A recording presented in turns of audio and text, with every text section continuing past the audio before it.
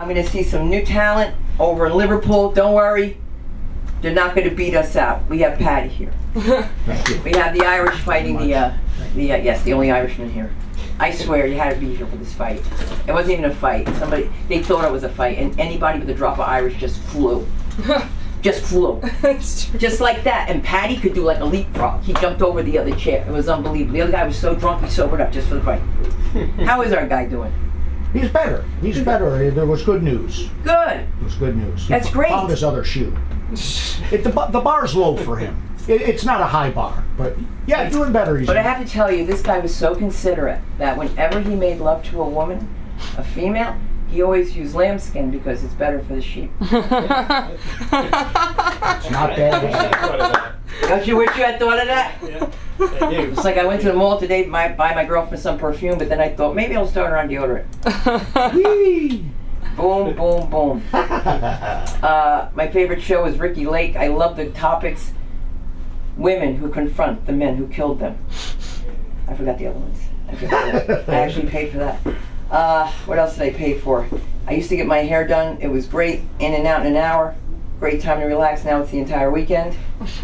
Okay, I didn't write that. But I don't want to sound like Joe Coy, because every time Joe Coy died on that show, he was just like, I didn't write that, I didn't write that. Or like, you're going to put Jeff Ross out of a job. All right? Because we know who wrote it. And I think Joe Coy did a great job, by the way. I think he did too. Thank you, Patty. For everybody to sit up there and call me and say, what did you think? I think that he did a great job.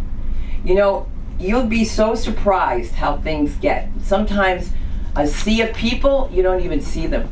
You just have to go into fourth wall. You just have to, because sometimes it just takes one person not to laugh and the comic goes off. I don't know why. Why, Patty? You've seen it. Yeah, I've seen it on Wednesday night. I had a comic just lean into that. Shut the fuck up. No. Comic Mike Mortori, which, yeah. He said that? Yeah. But he doesn't care. Oh, he don't. He doesn't care. We have to care. You know why we care? Because comedy's making a comeback, and just because Caroline's comedy is gone doesn't mean that comedy does not still exist. I cannot believe Caroline's is closed. That's why my husband said to me, 21 years you're complaining about? Look at Caroline. Caroline's in a bit. Sunda, it's time to rethink. I'm like, I should have married the dentist. Don't make me think. I could have married a dentist. I would have had all my teeth done. But no, I made the mistake of having my husband at a party. He's with my date, you know. I brought him to my party, and he walked up to my boyfriend, not even David, because it was a Friday. I did it on Friday, so he can't come on Shabbat. And he looked at this guy, he says to me, what did he say, that tall Jew with that big hook nose, I know him from camp. And I was like, he's not deaf. And you're Jewish too. And he said to him, I'm Mark Zafran, and I'm her fiance. Every ring on my finger was from another man at the time. And the way he proposed is not normal. And I'll never forget it. He said to me, Happy Hanukkah. Who does that? Come on in. The water's ready. Come on in. Come on out. Come on in. Come on, Cougars. Let's begin. Oh, look who it is. Hey, how are you? Michael and Rob and Wayne and Steve and TJ and Carlton in there? I love it. Where'd you get that made? You made it? Did you really? Could you sign in? Thank you. Yeah, did you make it yourself? That's great. I love that. Wow. Black Nerds Unite. I love that. Oh my God. The guy from Tribe Quest. What's the name of it? A Tribe Called Quest. What was it? Yes. Thank you. I get mixed up because my last name is Kronquist, and I have to always say it's not Quest. I don't know why they think Quest. Griff, how you doing? Good. How are you doing? I'm terrible. You could tell. I look terrible. The building manager called me. You know, Giovanni tells everybody's business. He's probably watching us. I love you, Giovanni. You can't work for the mob. When people ask, how's Sunda? He's like, oh, she just left. She went such and such a place. I'm like, you can't do that. You just say that I was sleeping. I'm answering the phone like I'm not doing anything. And then they came in my house and they said, we detected smoke in the smoke detector. That's what it's supposed to do, right? Detect smoke. I don't know what else to do. I don't know. I'm waiting for you to have a seat, bro. What's your name? DeAndre. DeAndre, how you doing, DeAndre? Oh, great. We got another DeAndre now. The other one's on Elementary, Abbott Elementary. So listen, guys, if I'm not around for a minute... That's Dante. Dante! Oh my God! DeAndre's the cop with the twin brother. Listen, they're both cops. They're sharp. They don't talk to each other. How crazy is that? And they get mad if you make a mistake. Like, what's his name's twins? Mooney's twins. I can't tell them. You just say, hey, Mooney, how you doing? I want to give a big round of applause for someone who's going to keep this place going for me while I'm gone. And you guys got to help her. Every time I want to bring her up, though, I tell you. Hello there, handsome. Hey there. Where have you been, Dove? Oh, you know. Ripping down flags and shit? Yeah. Yeah, I know. Well, what are they going to call tonight now? Every night, they always say, it's always going to be a black night. So I'm going to say, is tonight white night? It's Funky Friday. Get your groove on. I'm only doing that because I lost my baby toe. Don't bend over like that in jail, you know that. So, listen, when are you going to do your podcast? My podcast? I know you're doing I one. tried one. I don't care. Wow. Don't be here and not care, man, because I'm freaking giving you a lot to care. I care. I care too much. Podcast. Yeah, I care. But there's so many podcasts. And how many comedy schools are there? But which one is the best? Just saying. Yeah, I'm just saying. All right. I'm going to give a round of applause to this woman who is making this happen. And Samantha, my charger is missing. I travel with my black one. In case you see it. Okay. Please save it because I have no charger. Is it the cord or? It has no cord on it. It's the best thing I ever got in my life. The box? Yes. I'm going to look for it before I leave. I'm going to make a little noise while you're here just so I can check real quick. That's fine. And I won't make any more noise. And I hope that you guys have a wonderful, wonderful, wonderful couple weeks because Samantha's going to rock this house and we are going to have the house that comedy built. And we are staying at the LA School of Comedy. And I bring to the stage your comedy concierge, the one and only Samantha Linderman. Yeah. Do I get a hug? I'm going to send you my itinerary and your mother has my key. Everybody keep it going for Suna Cruise.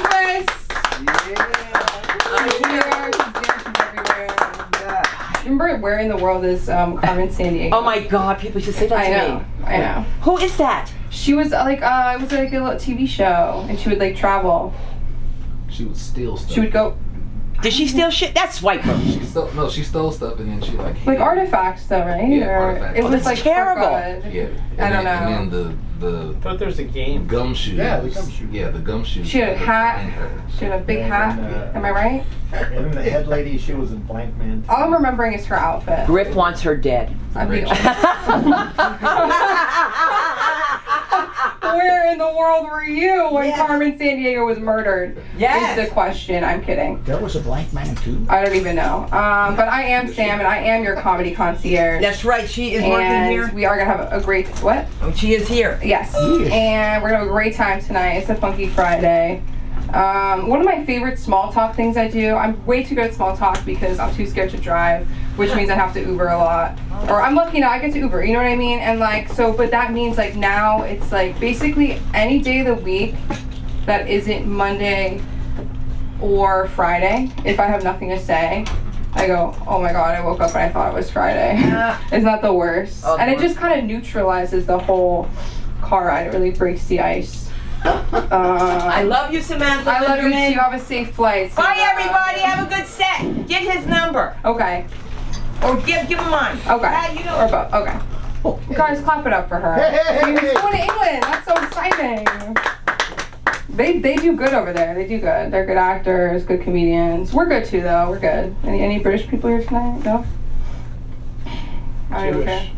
You said Jewish? Not at all. British is Is it? Yeah. That's so Jewish of you to Ish. say that, though. It's so Jewish to be like, well, I'm Jewish.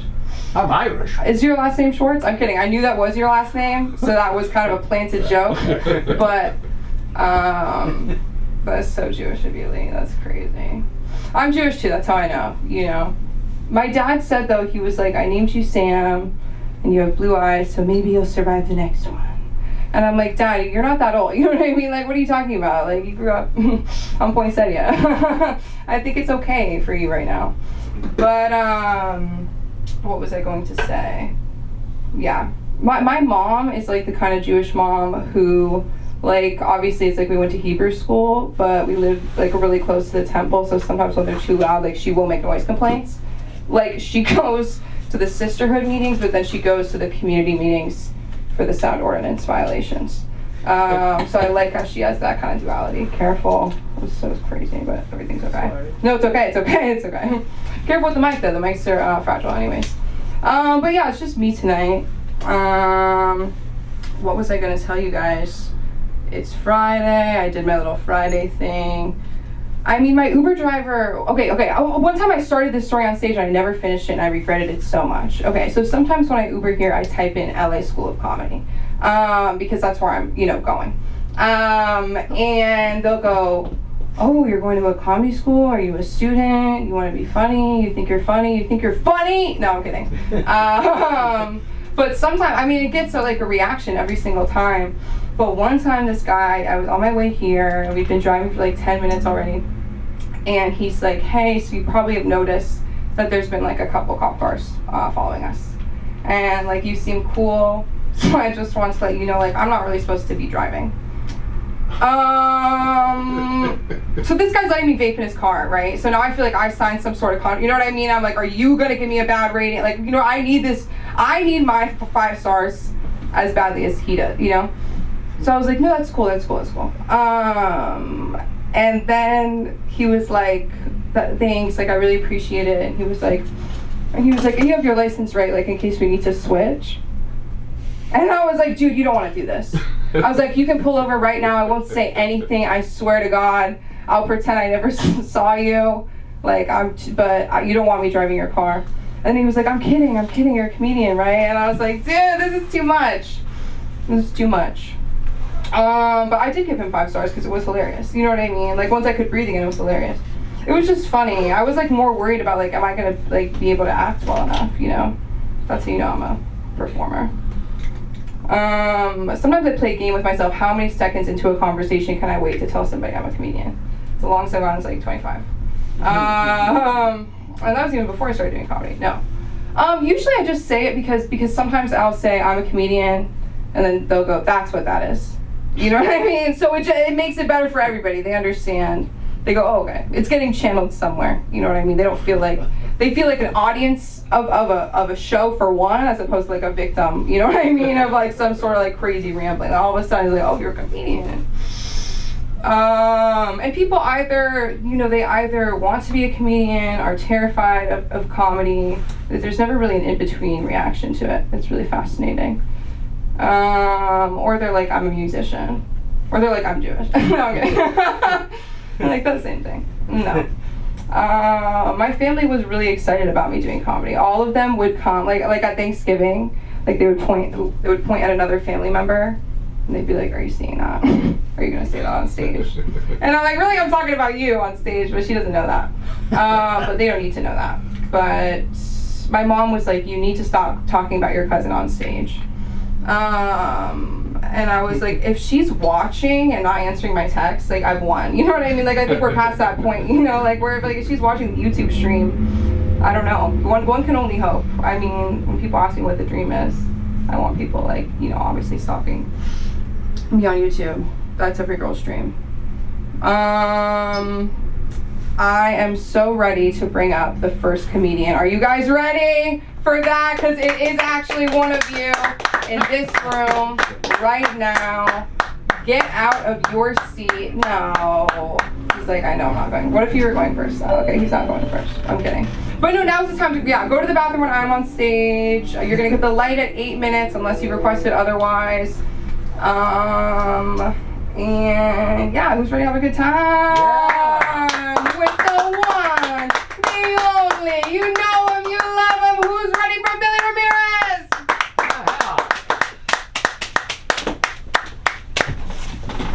I feel like a perma opener. All right, I got 2 very fresh first drafts, and I've been running along, so I apologize in advance, Sam. All right, let's see, what the hell am I going to talk about? I was just practicing these like right before I left. Let's see. All right, my name is Billy Ramirez, and I am a fan of pro wrestling. And is anyone else a fan of pro wrestling? All right, whatever. As a single man, I have to be careful about mentioning pro wrestling because I know some women enjoy pro wrestling, but most don't. And it's if you talk about pro wrestling to enough women, eventually you're gonna start to hear a sound like out of the corner of your ear. You're like, what the hell is that? Is that the sound of a basketball team doing footwork drills in a gym? What was that sound? Like, no, that's not practice. That's just the sound of women losing interest because you're talking about wrestling. So. With that said, let's talk about wrestling. Let's see. So I am a pro wrestling fan, but I watch it with the self-awareness that it's weird. It's like the violent pageantry is just weird and silly and all that. And so I like to think about how it all got started. I don't know if it was in the late 1800s, early 1900s. I'm sure Wikipedia has an answer, but looking it up is not as fun as writing a bit. So let's pretend. Let's pretend it's a long time ago, and we're at one of the first pro wrestling classes. And I'm a guy who somehow convinced a bunch of excited/confused young men to strip down to their chonies to play fight for a living. So. So just let's pretend there. So we're at one of the first pro wrestling classes, and thank you, gentlemen, for being here. I understand that oiling each other up as a way to introduce yourself was a little weird, so I apologize for that. But let's move past that. Now, if you want to become a professional wrestler, you're gonna have to learn how to do moves. Okay, but before you learn how to do a move, you need to learn how to take a move. Okay, so the first move we're gonna learn today is called the body slam. It's a very simple move. Okay, here's what you do: face your opponent. And then your opponent picks you up by your crotch and then drops you. Any questions? Yes. Yes, he drops you right on the ground. Yes.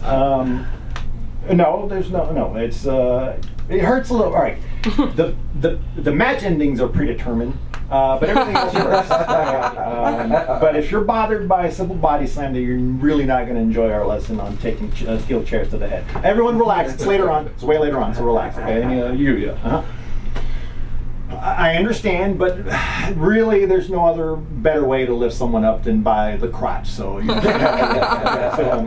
right. So I understand that there's some trepidation to the body slam. So let's try a different move. Okay, so this one is safer.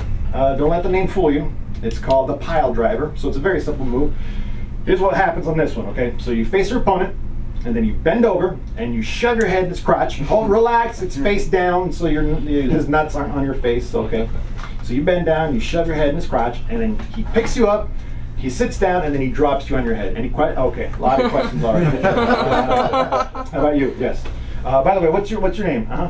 Oh, the Great Chimney Sweeper. Okay, I like that. Considering when this joke might be taking place, that makes a lot of sense. I love that. Okay, what's your question? What do you mean pads and a helmet? The hell? No, this is professional wrestling. Did you just ask me if we use pads and helmets in professional wrestling? Listen, the Great Chimney Sweeper. If you want pads and helmets, you can grab your golden hat and your shiny pecs, and you can march on down to the football field, okay? Because this is professional wrestling. This is serious. Okay. For the rest of you, the next lesson is how to strut. Woo! So, anyways, that was the first draft of that. How much time do I have? You have like 6 minutes. Oh, good. Okay, okay. Let's see if I can fit this next one in. This might be one of the very first ideas I ever put down, and I've never tried it, so here we go. Oh shit, did I introduce myself? Dang, I usually go like, hi, my name's Billy Ramirez. So, I didn't set it up, but if I did, or let's pretend, okay. If you noticed how I introduced myself at the beginning of the set, you noticed that I am Latino, I am Mexicano. So I speak Spanish. Not only am I fortunate to speak Spanish, I'm also fortunate enough to have lived in Mexico, in the motherland. I was born in the 1900s and the 1980s and spent some early childhood years in 1980s Mexico. And in case you're curious, yes, 1980s Mexico did have an orange tint to it. And growing up in 1980s Mexico was dangerous and fun. Dangerous. So with that said, I'm going to tell you the story about the first time I got hit by a car.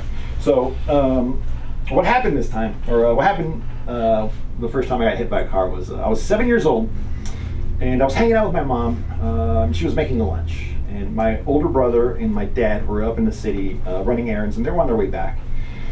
But my mom ran out of tortillas during lunch, and if you know anything about a Mexican household, running out of tortillas is an emergency. So she immediately gave me some money to go down to the local corner store across the street to buy some tortillas. It's a very simple task. My older brother and I had done it many times, but I'd never done it myself, so I was very nervous. And again, this is a 1980 small town Mexico. I wasn't crossing the 405 or anything. I just had to dodge slow farmer trucks and whatnot. But I was still nervous. I had to psych myself up. So I was standing by the side of the road. You know, like I was trying to time myself, jumping in a double Dutch or something. You know, like banana split. What do you get in arithmetic? But in Espanol, whatever it is in Spanish. Finally found my pocket, and then I took off confidently across the street like Speedy Gonzales. When I woke up, there was people from the neighborhood dragging me out from under a blue 1983 Chevy Silverado, and they stood me up like a rickety stool. And when they realized I wasn't going to tip over, that's when everyone just left and went home, pretty much. I think the only reason they pulled me out from under the truck was to see if I didn't damage the oil pan or anything, you know. So I go, está bien, ya te puedes ir, you know, you can leave, it's all good. So at this point, I had just gotten hit by a 1983 Chevy Silverado, and I was still on the same side of the road I had started. And I had no tortillas and no interest in trying again. So I went home. But on the way home, I realized I needed an excuse to why I don't have the tortillas. And I realized also that at 7 years old, I didn't want to tell my mom that I just got hit by a truck, because that would surely, and I was fine, and surely it was going to spur like an hours-long investigation, you know, trying to chase down this truck, and probably there's a pistol involved. I don't know, but I had the perfect excuse, because the neighbor's dog, Sapo, named that's Spanish for toad, because he had this weird bark that started way down deep. The neighbor's dog, Sapo, chases everyone in the neighborhood, so I had the perfect excuse. I'll tell my mom that I got chased by Sapo, I fell, and now I don't feel like getting tortillas. So I went home, and my mom, as soon as she saw me, because I looked like I just got hit by a 1983 Chevy Silverado, she did that mom gap. You know, what happened? So I gave her a sob story, fueled by real tears, because like I said, I was just struck by a 1983 Chevy Silverado. So I gave her a sob story about how this dog, Sapo, chased me. It's like, oh, you know, the Sapo got out, and he chased me, and then I fell, and I got dirty, and that's what happens now. Well, I don't want to get tortillas. Don't ask me to get tortillas anymore. And that was that. And since my brother and dad were on their way back, my mom said, okay, fine, we'll have them get tortillas. You just relax. And she opened the strawberry Fanta for me to enjoy. And that was it. Now I could just forget about being hit by a 1983 Chevy Silverado and just wait for lunch. And a few minutes later, it's a knock at the door. My mom opens it, and it's Doña Tere, which is the neighbor and owner of Sapo. And she and my mom were comadres, you know, like this, right? So they start yakking, and I was hoping for a brief second that my mom would defend my honor, you know, like, oh, este pinche perro que está correteando, you know, your mangy mutts chasing my beautiful, precious child. But no, they just chatted, and that was it. But it was a very quick conversation. That got me curious, because they usually chat, you know, for hours and hours, and then, or seemingly. So then, after Doña Tere left, I asked my mom, like, so what was that about? And she goes, oh, you know, Doña Tere, she just left for the weekend, and she wanted me to check on the house while she's gone. I was like, whatever. Okay, whatever. So I just went back to my Fanta. Dad and brother coming back, and get tortillas, lunch will be here. And at this point, all I want to do is just swing on the hammock that my grandpa set up a few years ago. Beautiful hammock on the other end of the lot. So I grab my Fanta, and I turn around, and I start heading towards the hammock. When I get to about 3 feet from the hammock, I hear from the kitchen, my mom goes, oh, and by the way, yes, dear mother, she took Sapo, go get tortillas. All right, there we go. Hey, you followed along. I had to go and get the fucking tortillas. Anyways, so yeah, that was the first draft, so not bad. My name is Billy Ramirez. You can find me on billyramirez.com. And please welcome back to the stage, Sam Lindemann.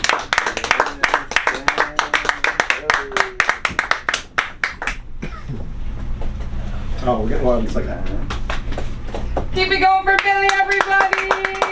That was a beautiful first draft. I love stories. I feel like comedy and stories, like, you know what I mean? I miss that. I love that. So, one more time for Billy, everybody. And Griffin James, get up here. Let's do it.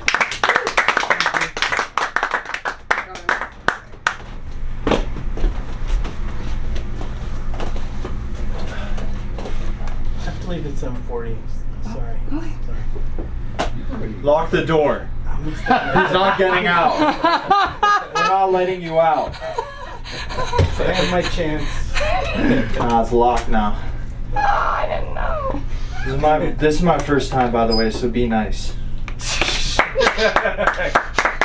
Laugh at everything, even the funny parts. I got a new job, and my last job, so I was a barista at a cafe, and they didn't fire me. I got ghosted. I know that. I didn't know that could happen at a job. I worked for 4 days, and then they just didn't schedule me again. And I texted my manager. I was like, "Hey, I'd love to come in and pick up a shift." And he was like, "Oh, dude, I totally would. We're just so packed at the cafe." So I was like, "I'm trying to help with that. I'm trying to." It's how the economy works. I do a service and you pay me. And I had to go confront him like a scorned ex-girlfriend on my day off. I went to the cafe and I found him in the alley. I scared the shit out of him too, because my mascara was running and all that. But I was like, "Why don't you like me?" And he went, "You are not cut out for this business." That was so rude. Like, what? I'm not cut out for minimum wage? It's the minimum. I'm automatically cut out for that. I think it hurt because I was making a ice caramel matcha thing one time, and in my head I was like, I can't do this. So he saw me for who I am. And I was looking at other jobs. I have a new one now, but before this I was on Indeed, and I found one that was like working at this donut shop called Sidecar. And on the little virtual application, they had a question that said, "What's your why?" question mark, in parentheses, purpose. What's your why? Purpose. And something in my brain just broke when I read that, and I was like, I've always had this feeling since I was a young boy that my purpose is to work at this donut shop. I'll work for free. I'll fucking, as long as I can sleep under the fryer and get the grease on me, I'll work for free. I'll work till I die. And when I die, I want you to fry me up. And I want you to take a spoon, and I'll be so crispy, you just take all the flesh off my body until I'm just bones. And then grind that up and mix it with the powdered sugar and put me on the donuts. And they say, "Can you come interview on Wednesday?" And I didn't go because I was embarrassed. I should have gone. I got this new job being a cashier at a beach cafe. You've probably heard me talk about it. I'm trying to milk it because I could quit any day now. I hate it. I work with a lot of minors who are having summer jobs, and they suck. They actually suck. Like, I'm a young guy, but these people are fucking, it's bad. It made me realize, like, so I have morals and opinions, but if I hate you and you have the same morals as me, I'll just change them like that. Like, I don't give a fuck. I'm just different now because I hate you. Like, I'm a progressive guy. I'm a nice person. But then my 17-year-old bitch of a coworker was like, "I'm non-binary." And I was like, "That's not a thing, sweetheart. That's not real. It's not. That's not real."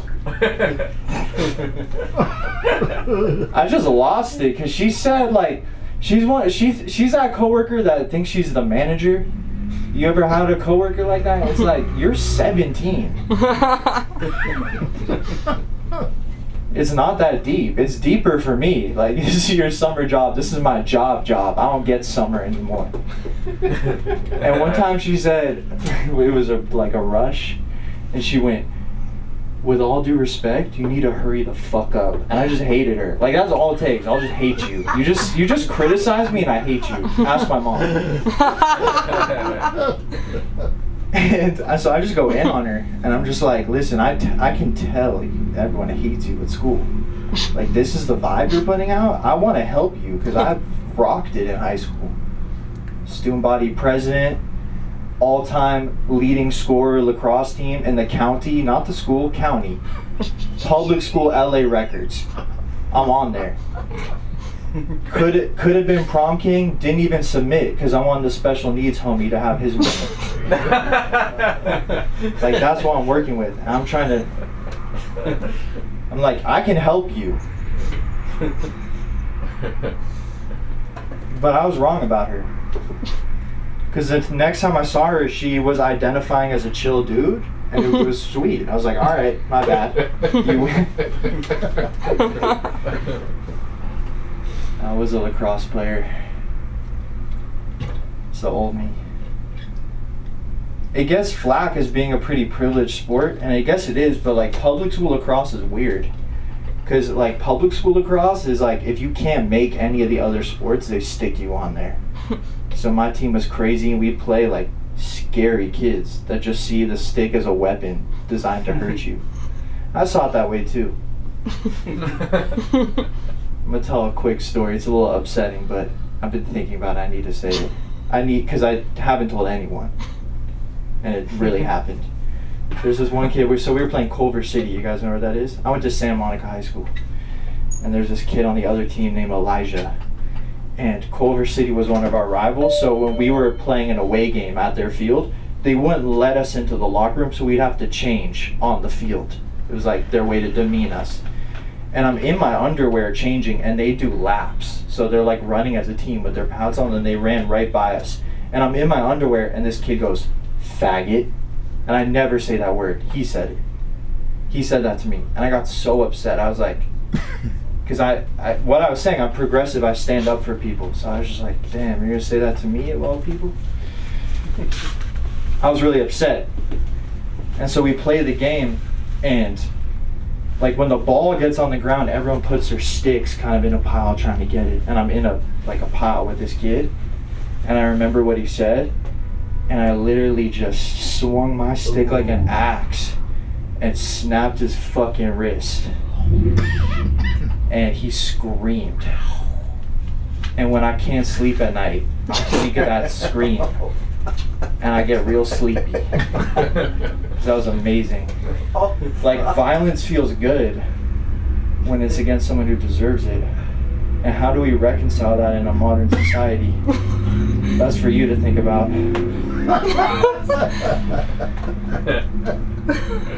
I got a girlfriend now. Does she know that? She doesn't know that story. But it would turn her on because she's real traditional.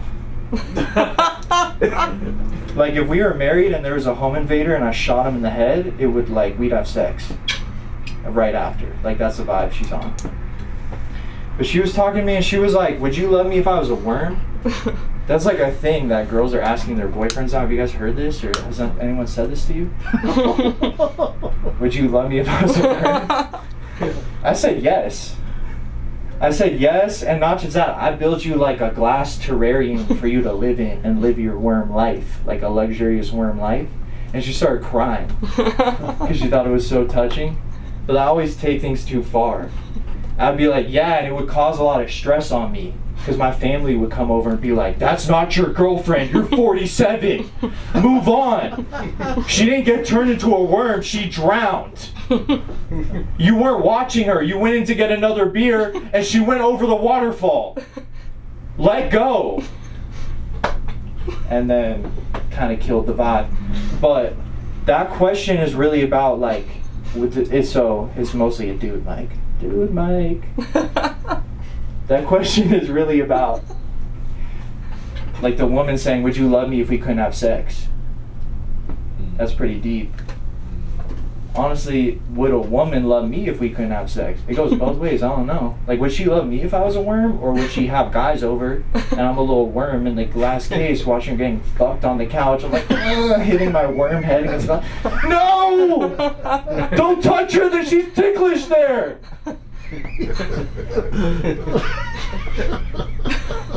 Right. Shit, that was one of those ones. I don't know what happened. I just blacked out. Thank you.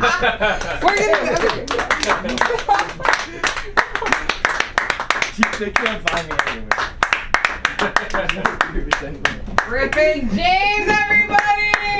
High school comedy, high school confession. I loved it. That was amazing. Lee Schwartz, come on up here. Welcome, Lee Schwartz. Not welcome, but you know what this is. Good to see you. All right, same here. Same here. It's great to see you as well. And always a great introduction. I really appreciate it. Every time you do it. Every time. I count on it. I do. Without it, I don't know what would happen. Lots of bad things. So running out the door tonight, my girlfriend said I don't match. And I said, I don't care when have I ever matched in my life. I don't fit in, I never match, and what difference does it make? And I certainly don't match with you. And, you know, that's my parting shot. Got one right out the door, one last one. And she said, wait, there's some schmutz on your, thing. I'm like, schmutz. Schmutz is, for non-Jewish people, it's like residual Doritos or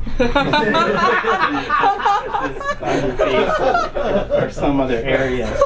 Schmutz. Yeah. So I didn't see any schmutz. I didn't see schmutz. She saw schmutz. She can see these things. So just every little thing I looked to see. Wow, I didn't see schmutz. Not me. All right. So anyway, she haunts me all the time, but most importantly, I'm away from her, and she's not going to haunt me here. She's not here, so that's great. And I was confined last Saturday with her girlfriend's friend's wedding, and I had to go there, and just to be there, because that means absolutely, girlfriend's friend's wedding means absolutely a whole lot of nothing to me whatsoever. And so I said, can we skip the wedding ceremony, because I hate the wedding ceremonies. I hate it. It's all this very, very happy people feigning happiness, thinking they're going to be really happy for the rest of their life, and maybe they will. I don't really care, especially if the girl's friends, girlfriend, just like friends, unimportant to me. So anyway, so we get in, we go to the after dinner ceremony. And then we get it, we walk in, we're late, and then, oh, no. Oh, wait a second. Hold on, wait. Oh. Hold on. Oh, that's my mom. No. She's been doing this lately. It drives me crazy. She's like watching things. She says, no, nothing about weddings. Stop weddings. No weddings. Okay, that's that. Sorry. Anyway, so mom's gonna have to wait. And so anyway, the wedding. Back to the wedding. So so I go in there. They're right to the cake where they're cutting the cake and they're gonna feed each other the cake. And I walk in there, and the guy is forcing the cake down her mouth, and I'm watching it. And I realize this is a violent scene I'm walking in on. And she's got her cake in her hands too, and she can't even retaliate at all because he's just forcing it down her throat. I'm thinking, first thing comes to mind, I don't know the Heimlich maneuver. I can't help you. You're on your own. And then I was just like, stop, please. This is the beginnings of something awful. This is your light, your night, your beginning. And then, you're fighting already, and she looks like she's having trouble breathing, and then she's, coughing a little bit, and she doesn't have a chance of coming back and getting him to get it down his throat. So I'm thinking, he's forcing her to do things against her will already. Oh my God! Just at the first cut of the cake, it's gonna happen. The express line to divorce, guaranteed. I'm not even gonna look anymore, and that's that. But what does it all mean?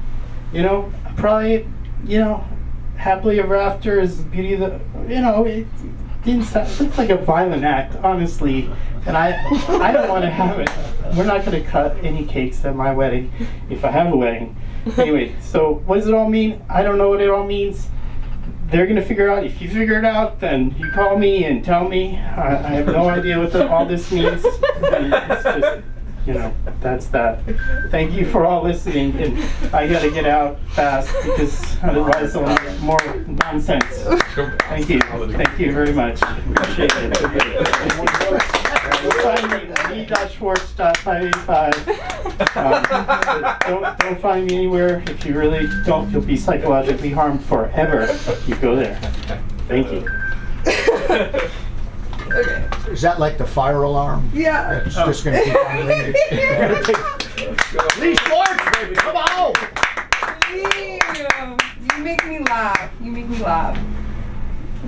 I thought I don't know. Are you guys the kind of person who will be like, something's beeping, or you just keep it to yourself? Like, I don't know. Sometimes I like to pretend I'm hearing it in my head. I do that. I'm like, it's just me. You know what I mean? I don't know. I do that. One time I found my carbon monoxide alarm. I bumped into it and it started screaming at me. It was terrifying. That's it. You're not from LA, are you? New York. I knew it. No, Born in New York. Yeah, we would have seen. Yeah. One more time for Lee. You gotta get your mom up here. I would love to see her. Like, that's crazy. Yeah. That phone call. She'll come and then I'll leave. Okay. Okay. Well, mom night. But who's ready for our next comedian? Okay. Okay, Lee, yeah. So sorry. No, okay, yeah. Sorry. Lee, no, you gotta go. If you have to go, you gotta go. You just, you go. The Jewish exit. Okay. I'm leaving. I'm leaving in 10 minutes. I'm leaving now. I've left. Did you know I'm no longer there? I left you a Tupperware. I'm like, okay. I love him. It's not funny. He's, okay. Oh, he's an on and off stage. You know what I mean? Like, just one of those people you're like, I want to, like, just put a GoPro on you. And, like, live life with you. You know? GoPros, like, that's like, I don't even think about that they go underwater. It's like, they just go with you. But I'm ready to go with this guy. Come on, Patty. Oh, hey. Come on. Yeah. Give me over, Patty. Good for me. There's a smattering of yes, thank you for the love. All of you, thank you. Thank you for the love. And I mean that sincerely. It's so wonderful to be here in front of all of you. I'm a little energetic tonight. I don't know if you can tell. Because, look, the state can fuck you. But mostly it fucks people like us. Like, who here hasn't been kind of fucked by the state every once in a while? You know, you can get zapped. If they want, as far as taxes, they'll go right in, or child support, they just go right in and they will fuck you. They can fuck your life up, fuck with your driver's license. The state has a lot of fucking power, you know? And here's the deal. What is the source of my particular satisfaction this evening, gentlemen, lady? Elon Musk thought he could fuck California. He said, I'm taking all my shit and I'm going to Texas. Okay. Fuck you, I don't like it. I don't like it. And California, you know, jobs are going, whatever that is. But Elon, you know, this is a guy whoever says anything to him that isn't yes. Right. At what point does he not think he is the demigod? That, in a way, he is. Right. But not California. We fucked him. Did we fuck him? What happened? His son is a trans now. And he's all over TV blaming California. It's the funniest thing because he can't control it. Right? This man we've made into a god has lost his fucking mind. First of all, am I the first one to think, what? He says his son is gone. Now, right. California, what's the first thing you think? I think, what a fucked up father. Right. What a flawed asshole of a human being to begin with. Preach. Now hold on, I'm just going to say something. I live in Brentwood, but I am there on a socialist loophole called rent control. By the way, very good for your marriage, too. Rent control will keep you. It's very expensive. It's a lot of longevity in it. He used to live there. He would walk around. Is that right? And I was at Mendocino Farms. Have you been to Mendocino Farms? Very delicious salads there. It's a lovely place. And this set is brought to you by Mendocino Farms. Matter of fact, ladies, Mendocino Farms. It's delicious. But I like to fuck with my wife when we're out and tell her, like, oh, look, there's Danny DeVito. So turn around and it's just kind of a butchy lesbian that looks like Danny DeVito, you know? But it's obviously not Danny DeVito. So we were at Mendocino Farms one day, and I look over her shoulder, and it was fucking Elon Musk. This guy's like a fucking mega billionaire. He was there with 5 exact replicas of him. Yeah. All like a year apart, dressed the same. And they walked around, and my wife, I'm like, hey, look, Elon Musk is behind you. She's like, oh, go fuck yourself. You know, I'm like, no, it's it. Like, I'm the fucking boy who cried wolf. Oh, go fuck yourself. And then she turns around, ah! And here he is walking around, and it's like, it was spooky in the way of, in an otherly way, like the children all have the same look, his look, the same. And it's not beyond me. I'm thinking out loud. Them children were fucking engineered by him. It's not just, you know, I like to make them the old-fashioned way, you know, come what may. And I've done it, and I've done it, and I've done it some more. You know, we get to do the easy part, by the way, fellas. Just, you know. And I always happy to help out. I'm a Catholic and fervent Catholic who likes to practice. Practice. So this uncontrollable thing of his engineered son, he can't fucking handle it. And isn't it nice? A round of applause for a billionaire not getting what he wants. Is that okay? I know y'all think you're going to be a billionaire, so now we're going to build a room. But it gets, like California kind of fucks me. Like back when eggs were super high, I got like my wife came home with an $8 dozen eggs. It said happy eggs from happy chickens. I was not fucking happy.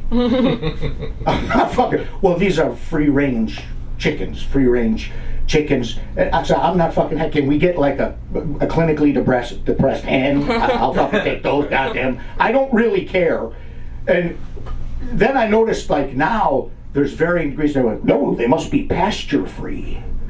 The chickens must be free to run the pastures. Or they have outdoor access. Like maybe let the chickens go up on the roof twice a month. You know? But the chickens are going to get up there. And then I saw one at Trader Joe's, vegetarian diet. Dude, since when have fucking hens eating fucking hamburgers? All right? Like, I'm just thinking out loud. Like in Europe, they do not have a problem with chickens or prison. And here's the deal. These people are all fucking up in arms about these chickens being in cages. We're 5% of the world's population. We got 25% of the prison population in the fucking world. The land of the free. And we're, well, you know, people are not aghast at that. Whatever it is, like now it's popular to say, well, just fill it up again because this is too much here. But it doesn't change the number of shits that's happening. You know, the thrust. You know, like here, okay, think about this. If 5% of the world ate 25% of the chickens, the fucking world would be out of control. This is a travesty. How can this go? Because, you know, people love chicken. Does that make sense? It makes no sense to you. My chicken prison and held me. I was recently thinking out loud. And sometimes that's not good depending. You guys know you have odd thoughts like I do. And I thought to myself, you know, what if Dahmer were a vegan? What if he were a pothead instead of a drunk? Imagine how many more people he would have eaten. I mean, he was particular about what he ate, right? To begin with. 2 things Dahmer didn't eat. White people and pussy. Now the second one was just a personal preference. But the first one was divisive on his part. That was a strategic move on his part.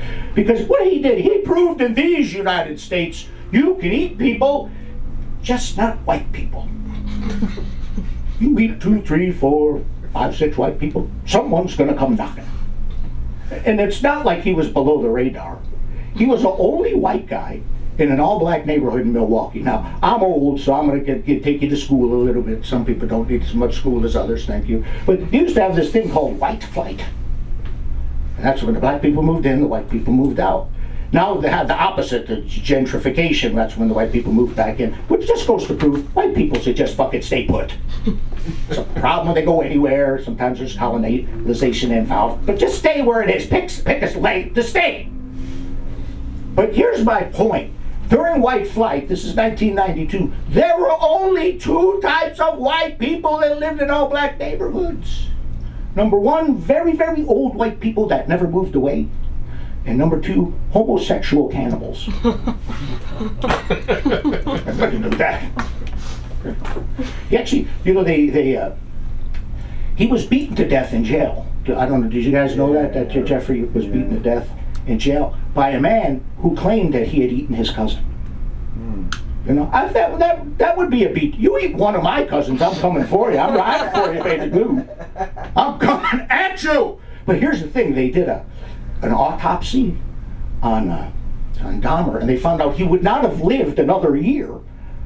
He had extremely high blood pressure and radical diabetes from a diet too high in African Americans.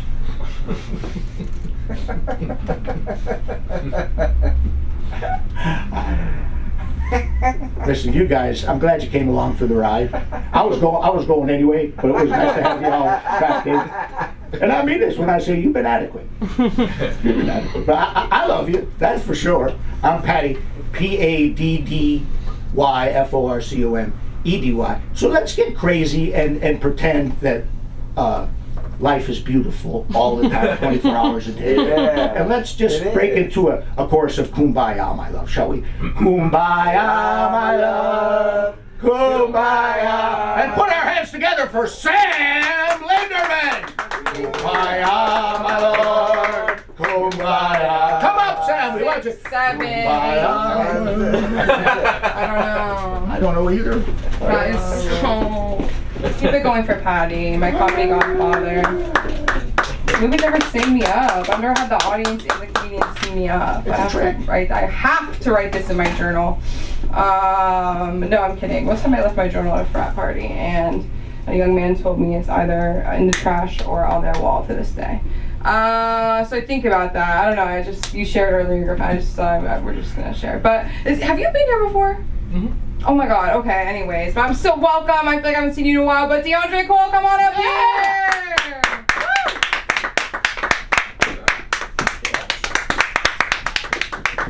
Thank you, thank you. Thank you. Yeah, I've been here. It's been a while. Welcome back. Maybe about 4 months ago or so.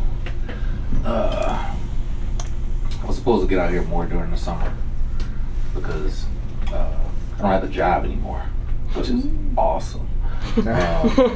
No, really, like the company I used to work for got sold, and some people got offered some people had the opportunity to move on with the new company or to stay on with the old parent company, and they notified us maybe the beginning of May. So, you know, I had the opportunity to kind of look and see that summer was like right around the corner. Right.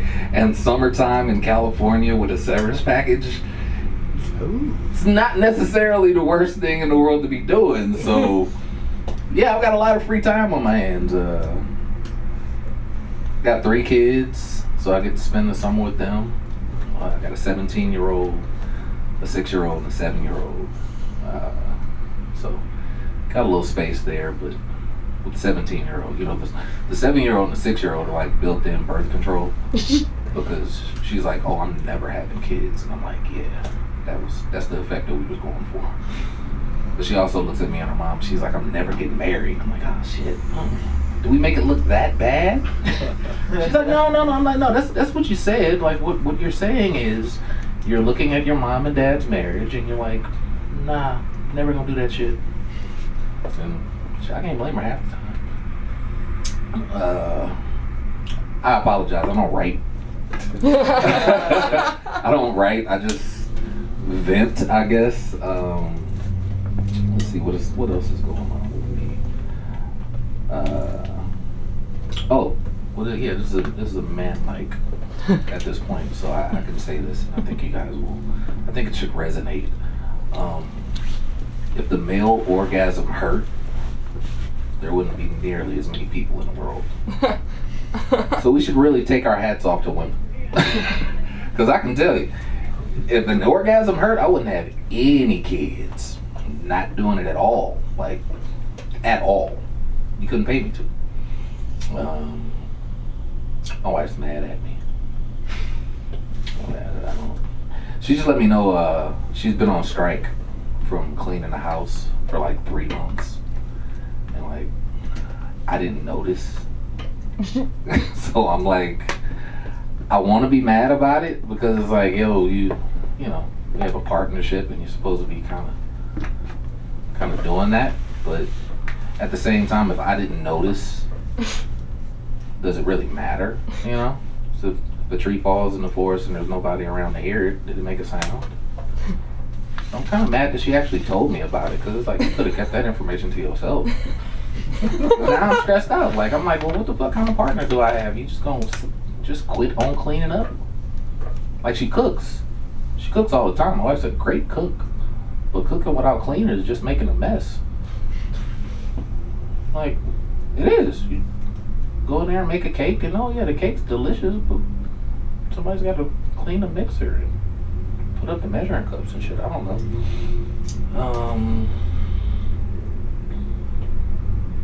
Any of you guys running for vice president?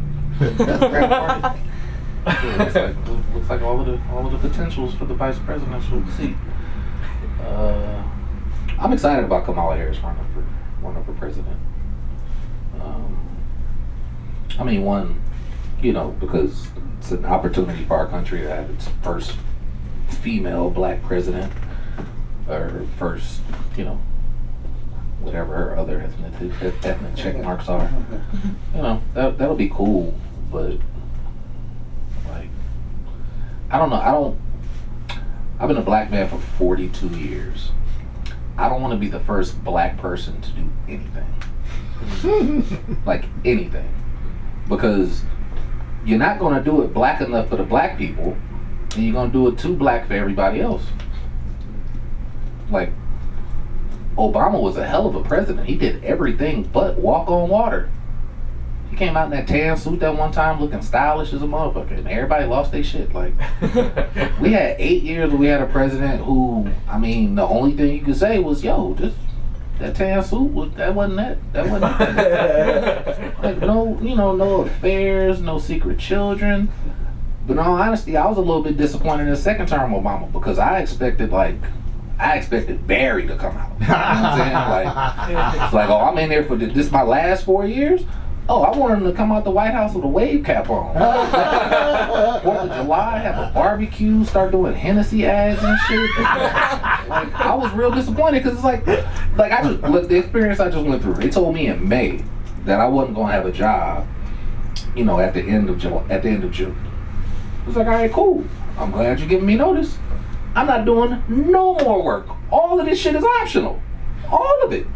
So once they was like, yo, you got 4 more years in here, I really wanted him to just, excuse my language, but I wanted him to nigga up the White House as much as humanly fucking possible. And I know the reason he didn't. The reason he didn't was because of his wife. The reason he didn't was because of his wife, and the reason he didn't was because of, if you go through as a black man, if I'm the first black to do something, if I'm the first black person to do anything, when I get inside that door, I can't be too much of a black person so that it turns off the possibility of anybody else coming through that door behind me, right? So yeah, second term Obama, if he goes in there and, you know, wave cap and, you know, he's smoking Black and Miles and shit, all of America would have been like, nah, we can't do this again. But the fact that he didn't, now you got Kamala Harris right there. Now obviously she's not gonna pick a black person to be her, you know, vice presidential candidate, because that would just, this is America, man. Let's keep it a buck. We gonna be honest, right? In November, America's gonna let you know, gonna let us know whether they like to elect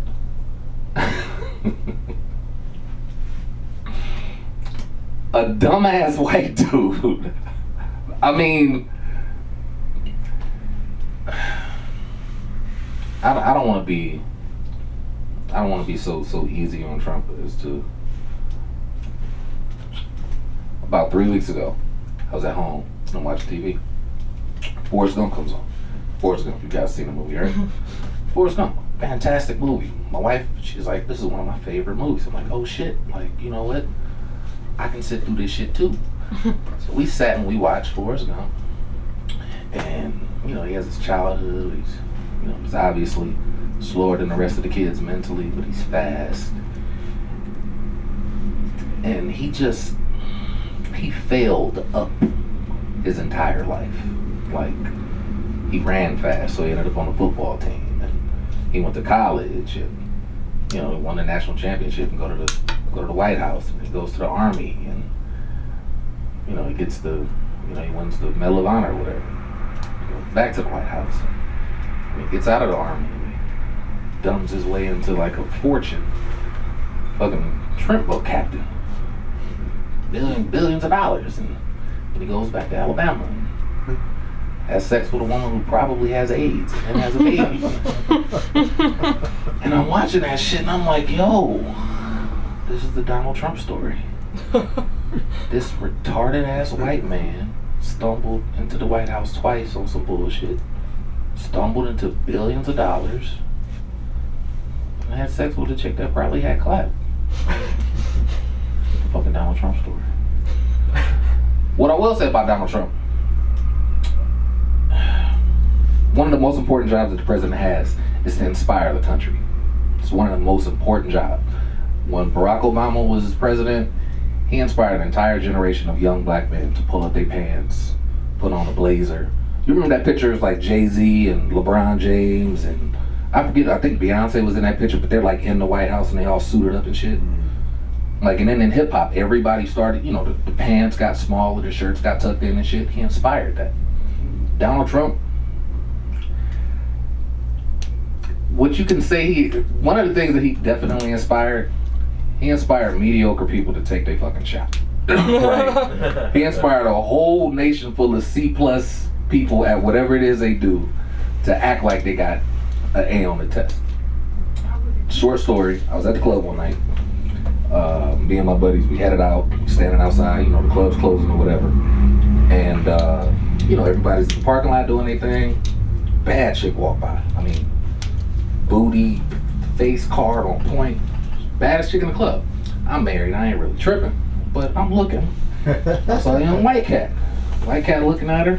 He got glasses, like, he wasn't a nerd, but it just wasn't, he wasn't that guy. He took his shot. He tapped her on the shoulder, said, excuse me, baby, I'd like to take you out sometime. She said, no, I got a man. Without missing a beat. With all of the confidence of Jay-Z in mid-2000s, dude whispered in her ear, I could be a nigga on the side. I didn't know whether to be offended because he used nigga or to be proud of him because he actually took his fucking shot. All right, man, that's all I got. Thank you.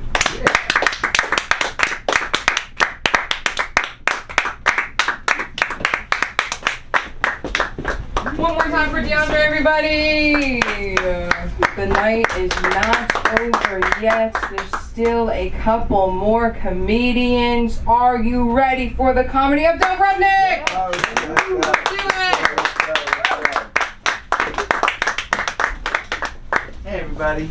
Hey. Happy Friday. You broke somebody's wrist. Yeah. Deliberately, intentionally. Yeah. Because he said faggot. That's the exchange rate. One faggot equals a broken wrist. That's crazy. That's crazy. If that were the exchange rate, like every kid in my middle school should have broken wrists right now. Because growing up in the 90s, it was like, that was just the language that people used. It's terrible, it's horrible, but like faggot was just constant. I don't know, did anyone grow up in the 90s here? Yeah. Am I crazy? Am I wrong? No, you're right. It was like, yeah, I'm glad it's not anymore, but it was just like everywhere. People were like, you didn't even like notice it. They'd be like, hey faggot, can you pass me those faggot pens? So I can, finish this faggot assignment. You just did it, it was adorable. But they don't. What's weird is that actually queer was considered a bad word. Am I crazy? Patty, am I crazy? That's the only word I ever heard. I never heard gay.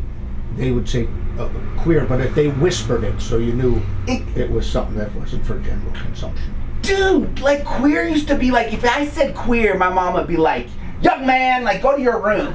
Like that was the bad word, and now people are like, no, I am queer, okay? Call me queer. You're like, all right, I'll call you queer, but like, in the back of my mind, I like hear my mom, like, she's about to slap me, you know? I'm like, okay.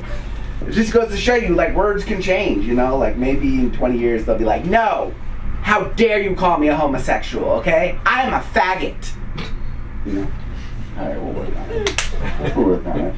Or not. Maybe just retire that joke right there.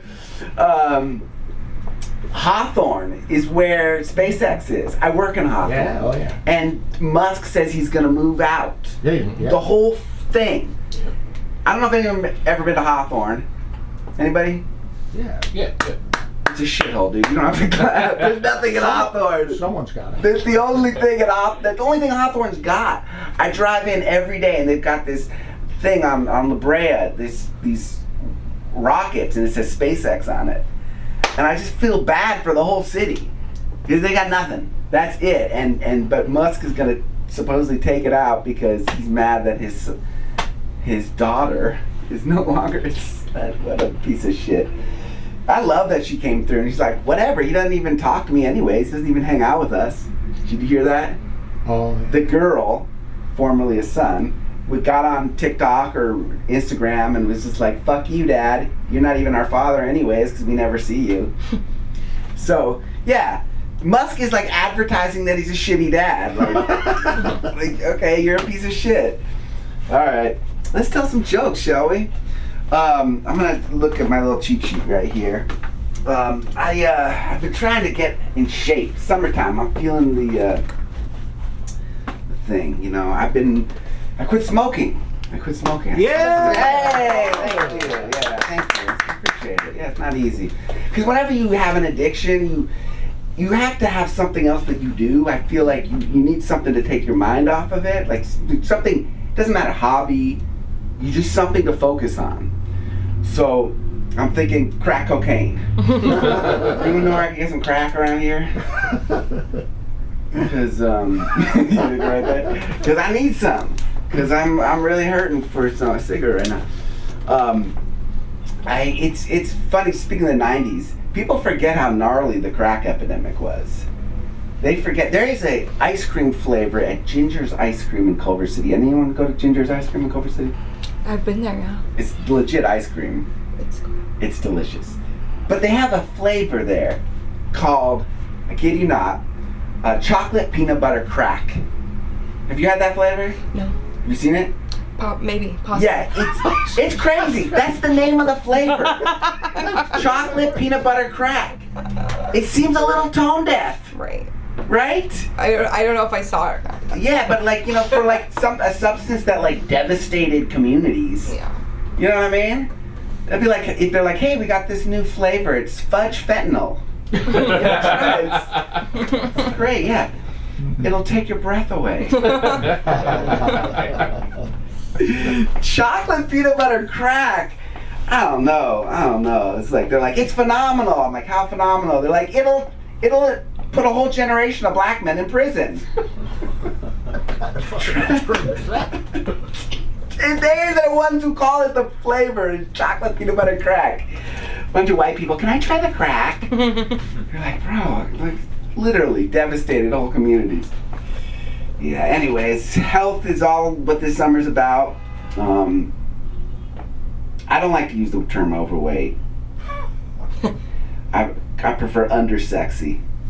You know, I don't like, because you know, people say like, you know, because for example, weight, if you remember from your science class, is a measurement of the relationship of mass to gravity.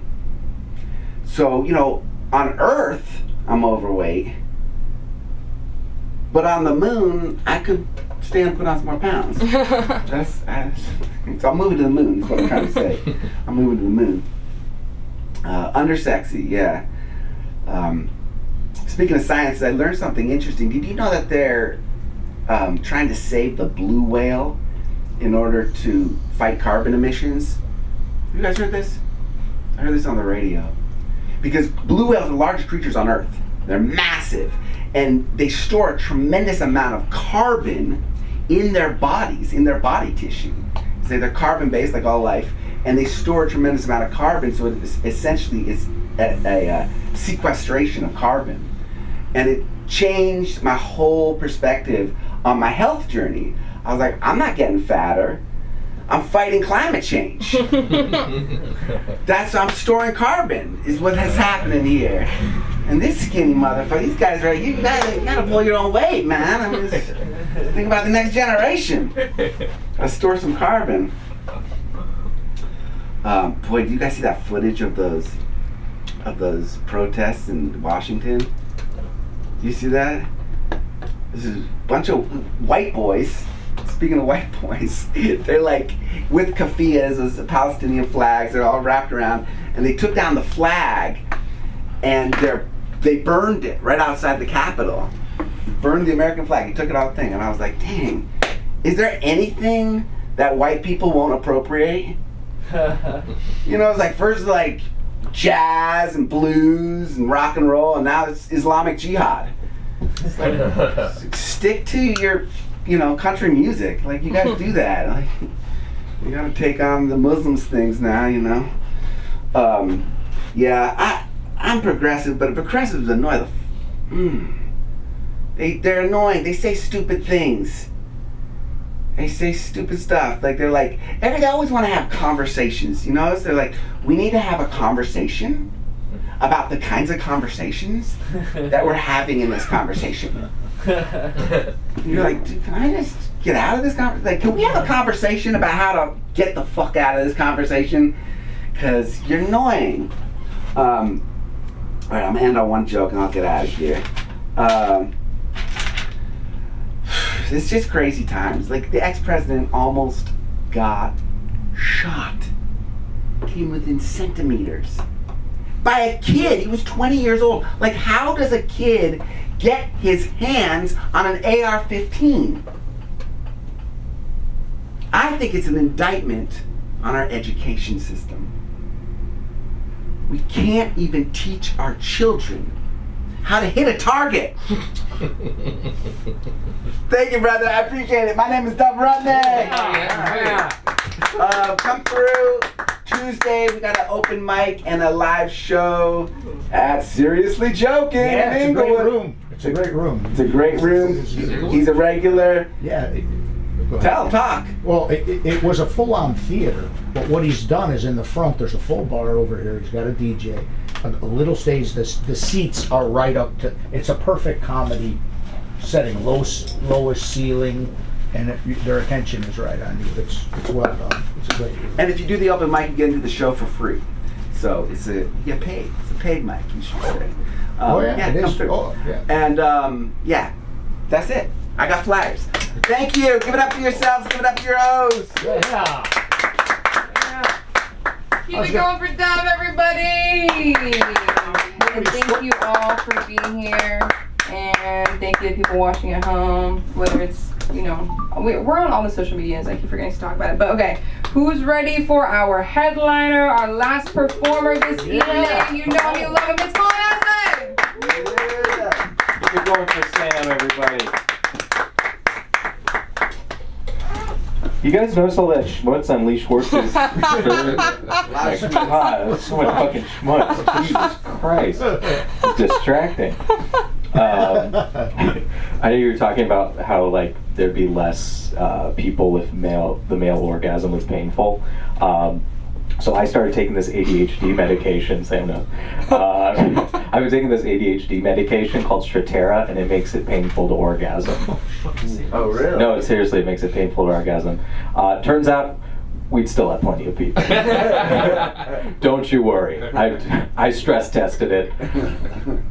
We'll be just fine. That was the real test for me to figure out what was more powerful, my desire to focus or my desire to come. And yeah, I need the medication. So I wanted to tell a story about my stepdad. So my stepdad, he's from Egypt. Grew up, born and raised in Egypt, and moved to the States when he was like in his 30s. He's deeply homophobic, and I mean, like, not like, oh, he says some like inappropriate stuff, like he's genuinely homophobic, which is incredibly well. So I wear this, I would tell a story about that, but I wear this shirt one day, this is years ago, and I wear this shirt. He's like, oh, what's this gay shirt you're wearing? It was like slightly colorful, and he's like, this gay shirt. And I've learned over the years with people like that, you have to double down you have to really double down. I was like, oh, this is, yeah, this is my gay shirt. You didn't know that? This is my, yeah, this is my, I specifically wear this for when I'm feeling gay. This is my dick sucking shirt. You didn't know that? I suck cock, I get down on my knees and I blow, and he's, oh, like they're disgusted, they run away. So that was a great, anytime I would like get in a fight with him, I would just pretend I was gay. And he would just, I'd win. So a lot of people don't realize that's the secret. This is true. He has 2 sons. My stepbrother, his oldest son, is a flaming homosexual. Okay. Just pure, like, it's moments like that. Like, I don't believe in God, but like moments like that, that might be God. Could be God. You know, because he'll, and it's so funny how much it upsets him because he's very flamboyant. I love him to death, and like he'll like enter the house and like as soon as he opens the door, he'll be like, "Hello, everyone," and my stepdad's like, "Oh, I love him, but he's here. Can I love him from farther away?" My favorite to watch. Why? Okay. I can't remember which rapper it was, but there's a rapper who, like, they've been playing his music in court because he, like, admitted to killing someone in the song and then playing it, like, in the courtroom, which is crazy. That would only happen, it only seems to happen with rappers. You never see that with country music stars. They're always admitting to crimes in country music all the time. You know, keyed his car right next to my tractor. Like, they're always... they're always admitting to crimes in country songs. Arguably, it's just as much as any rap song. You never, I want to see that in court. I want to hear some, all right. You guys only like jazz. I know it. Why is it called happy hour?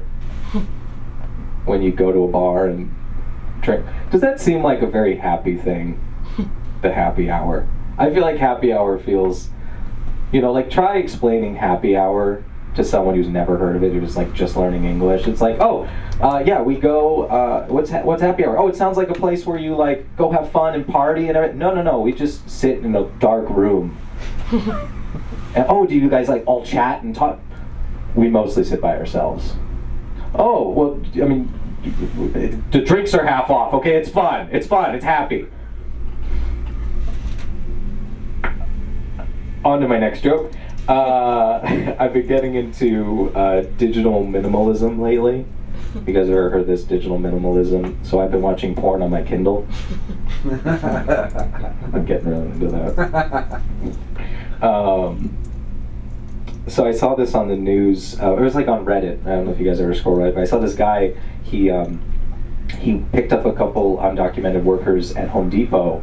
And instead of taking them to like some job site or whatever, he took them to Disneyland for the whole day, like 8-hour day. They're expecting to like work a grueling shift, and it's gonna suck. And then he takes them to Disneyland, pays for everything. I thought that was so sweet, and I thought, you know, I want to do something similar.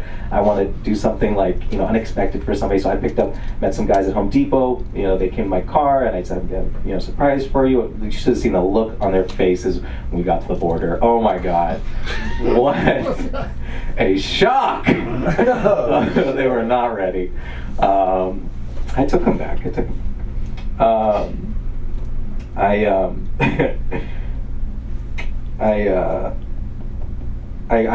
on the internet a lot, and I scroll through Reddit.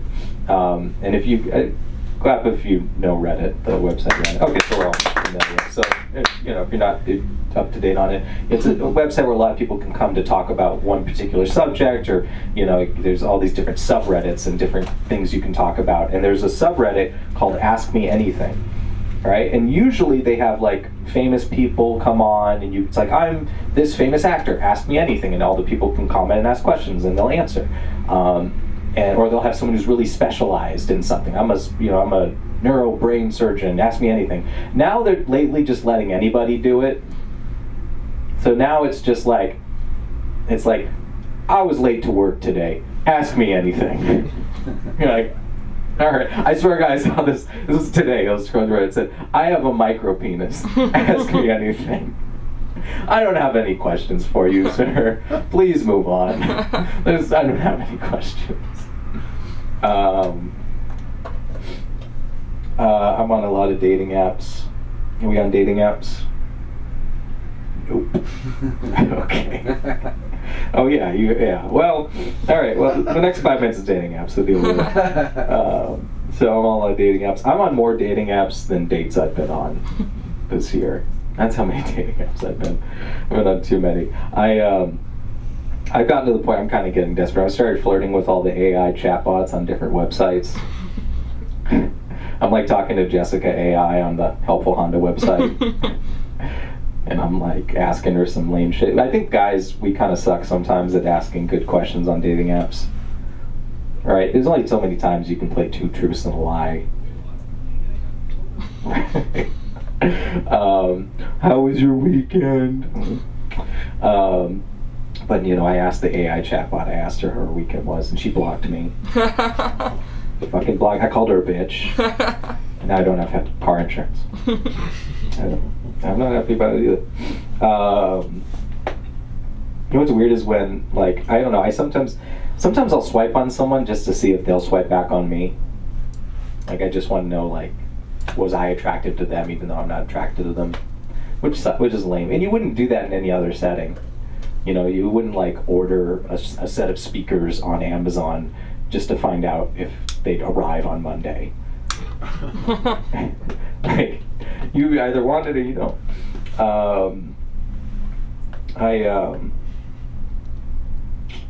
There's this thing on what is it on Tinder. They're starting to do this thing with apps where you pay for every little thing that the app could offer you. On Tinder now you can pay for read receipts. And we know what read receipts are, right? Text message lets you know if someone's read it, right? Read receipt. Men are now paying $1.99 to find out they got ghosted. That's crazy to me. I had this friend, so like, I think guys, we struggle, like, if you're on a dating app, we want to figure out how we can get on the date as quickly as possible, you know, like, you know, finding the timing, how much do you talk with them before you ask them out, and, you know, I was talking to a friend of mine, I was like, I just want her to, like, ask me out, like, immediately. That would be so cool if a woman just, like, asked me out on the app, and she's like, but don't you want to get to know her first?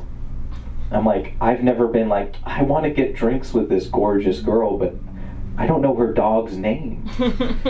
How can I? Like, it's too early for drinks with a hot girl. It's way too early for that. I'll leave you guys with this funny story. So my brother likes to prank me a little bit. He did this when I was in college. He made a Grindr account. My brother's not gay, by the way. He made a Grindr account and then started talking with all these different guys and then gave them my phone number. You know what that's like to be in the middle of class? You're getting 8-inch cocks sent straight to your phone from multiple people. And it's also like on my phone, like I'm on class, and you know how your phone gives you like a little picture preview? You know, so I just got this like little mini dick, just a little tiny little, you know, and I don't know how big it is from that angle. I mean, I click on it, I want to find out what I'm worth. You know, who am I getting the micro penis guy from Reddit, or am I getting, you know? So, that's all I got. Thank you guys very much. Let's bring up your wonderful host, Sam. Thank you guys. You can find me on Colin_Comedy on Instagram. Thank you. Keep it going for Colin, everybody! Stratera is such a buzzword for me. I don't usually do time, but it's just, I miss it. I don't know if I miss it. Okay, but the first time a psychiatrist told me about it, just because it's dude name, but I want to talk about a girl thing that happened. Is that okay? Well, I guess I'm the host, you have to listen, but this is so brutal. I'm so sorry. I know it's over. But he was like, yeah, like this ADHD medication, Stratera, whatever. He was like, it also has appetite, like a decrease in appetite. And he looks at me, I'm like 16, he's like, which girls love? And I was like, I fucking hate you, man. I hate you! And I was so mad. He was like, you have Tourette's. And I was like, I have fucking Tourette's. I went crazy. Anyways. But I love you guys so much. I've been your host. I'm the Comedy Concierge. I'm Sam. Sunda is traveling the world. Jason will be back soon. We love you. We're here Monday, Wednesday, Friday. Have a good weekend. Bye.